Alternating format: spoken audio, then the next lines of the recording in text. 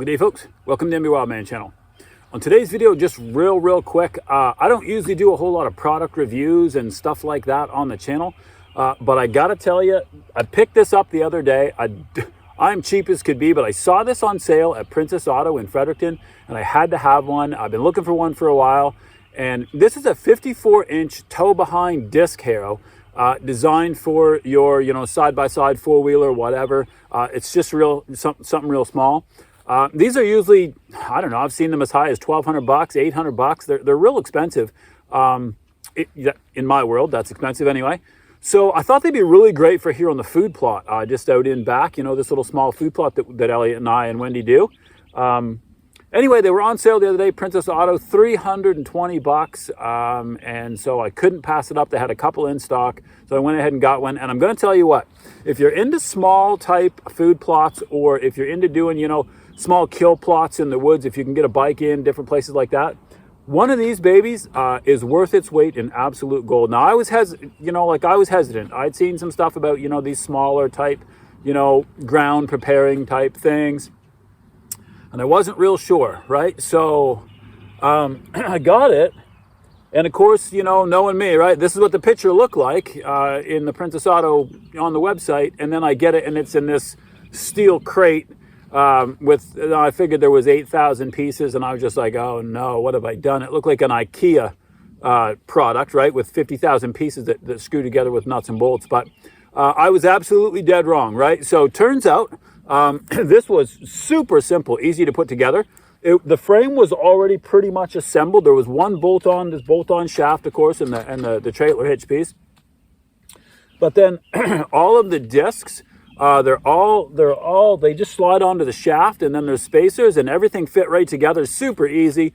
A big lock nut and washer and pins everything all together. And really, I had a couple of high school boys help me put this together, and it was super easy. So first of all, I was like, okay, assembly's a piece of cake. We probably put it together in about an hour, maybe less. We probably could have done it in a half hour if we weren't, looking things over and, oohing and ahhing over the thing, right? It does have some really great features that I do like. So first of all, it has two separate sets of blades, right, of discs. So there's 4 on each side. And they turn, so you can pull 2 pins from right here, and these will turn either all the way straight, or they'll turn a little bit, or they're at the sharpest angle now. Okay, so there's 3 different settings. What I like about it is that you don't have to take it anywhere and damage your lawn and stuff. If you pull these out straight on both sides, it just rolls along, and the cutters don't actually grip or dig in.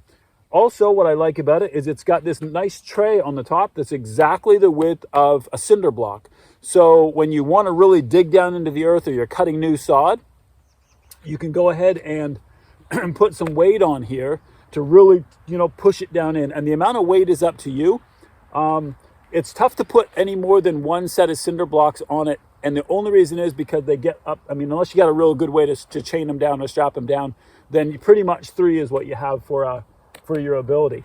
But I'm going to tell you what, I'm going to show you a little bit of pictures, and I'm going to show you the food plot when I'm all done here. I'm going to till for, I'm just going to run it up and down a few times and see how we make out.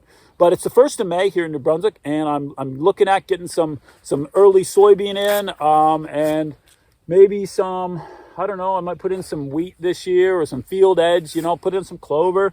I'm not really a big food plot guy. I don't know a lot about it. So if you've got some tips or hints for stuff I should plant early in May, go ahead and leave those in the comments down below. Oh, and listen, if you haven't yet subscribed to the MB Wildman channel, we sure would appreciate it. Just go ahead and hit that subscribe button. If you like the content that we're putting up, then go ahead and hit that bell. You'll get notified when we upload new stuff. So I'm just going to run this tiller for a little bit. I'm going to show you some video of it.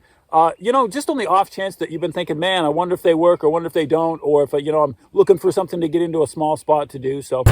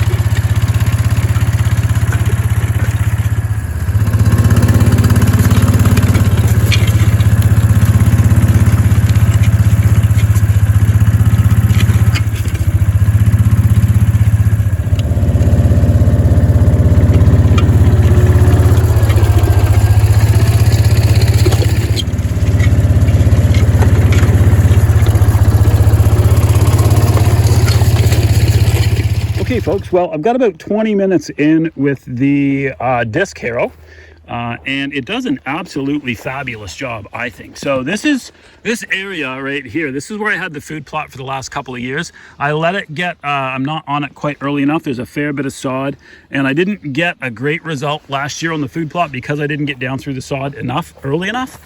So there is still, like you can see, there's still, I mean, it's cutting through fair chunks though, right? Like it's getting down through, oh, that's probably 5 or 6 inches of sod right there, right? And it's doing a good job that way. I like it. And it's even picked up, it's kicked up a bunch of big rocks too. I'll show you on the back of the bike. I've been jumping off and putting them on the bike as we go. But it has been rolling up some nice sized rocks as well that we can get out of the food plot too. So each year it should be a little easier. But it's certainly doing its job, and I do like it real well. One of the things I would recommend, though, if you're going to get one of these, or if you're looking at one of these, is if you were going to cut fresh sod like this, a lot of this is, you know, sodded up pretty good, but it's not super thick sod, because everywhere that I've been right here, this whole area out front here, this was all my food plot from last year, right? I would recommend, if you are, wow, that's a big one, big rock. I would recommend, if you're going to cut fresh sod, or you're going to take this out and do like, you know, like a kill plot in the woods or whatever, I would recommend finding a way to put a little more weight on the blades. So the blades cut in really good, and there's nothing wrong with the way that they work. Like this is some pretty thick sod right here, and it's gummed it up real well. But like over here, you can see where I'm kind of into the fresh area right here in the field, and I tried to cut a little wide. You can see that for the first 2 or 3 passes, it cuts down in pretty good. Like it's pretty deep down there. Cuts maybe 4 or 5 inches into the sod, but there's just not enough weight to roll the sod up sideways. So you end up like this. I've been over this spot maybe 3 times, and it cuts a little trough each time, but there's not enough weight for it to roll the sod up to the side. So you end up with this. You end up with the tracks, the straight tracks. Now I'm going to do this for another 20 minutes or so, and then I'm going to call it good for tonight. I'll probably do it one more time maybe, and then I'll plant. But I'll tell you what, like it's rolled up, you know, I'm a little lazy. I haven't gotten all the rocks, but it's rolled up some rocks there, and it's still in all good shape. Nothing's come undone. She's good and solid still. Like everything's, you know, everything's all together. So all in all, not a bad tool for, you know, your own little food plot or whatever you want to do, your garden even, right? So, well, guys and girls, that's it. That's all. Just a real quick product review here tonight from the MB Wildman, and I hope this is something that helps, something that you might be able to use, or if you were thinking of getting one, maybe this helped you out. So until next time, happy hunting from the MB Wildman channel.